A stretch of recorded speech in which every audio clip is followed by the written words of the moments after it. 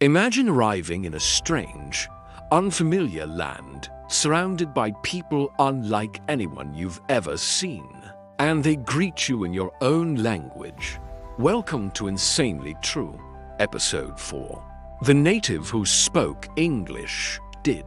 You know that when English settlers first arrived in North America, they were greeted by a native man who already spoke English. In 1605, years before the famous Pilgrims landed at Plymouth Rock, European explorers were already making contact with native tribes in the Northeast. These early encounters laid the groundwork for future interactions between Native Americans and European settlers.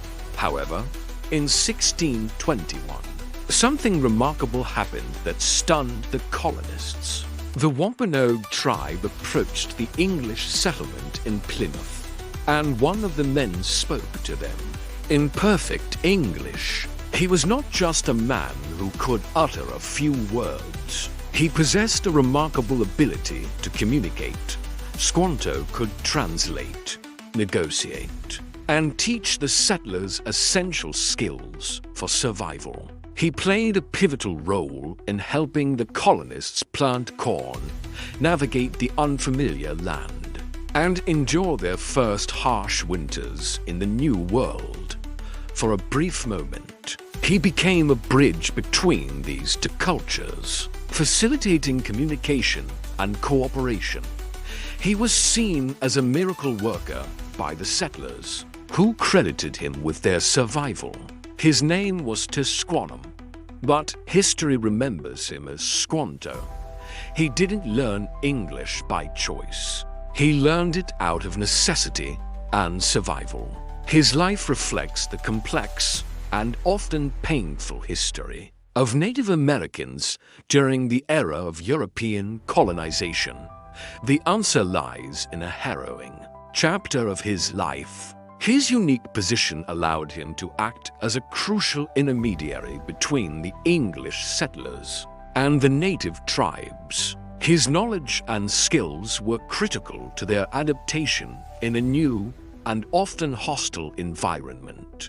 However, this invaluable assistance came at a devastating cost. Squanto had been taken from his people, and when he returned to North America, he found that most of his tribe had been decimated by diseases brought by previous European contact. Years earlier, Squanto had been kidnapped by English explorers and sold into slavery in Spain. After enduring this traumatic experience, he managed to escape, made his way to England, and lived there for several years. During his time in England, he learned the language and customs of the English people. But how did Squanto acquire such knowledge and fluency in English? By the time the Pilgrims arrived in 1620, Squanto was already fluent in their language and had a deep understanding of their ways. Without Squanto's guidance and support, the English colony may not have survived its early challenges. Squanto walked a delicate line between two collapsing worlds, one native and one foreign. Yet, the truth behind Squanto's story is far more tragic. For more information, including historical letters and journals that document this fascinating period, follow the link in the description. Please like and subscribe for more insanely true stories.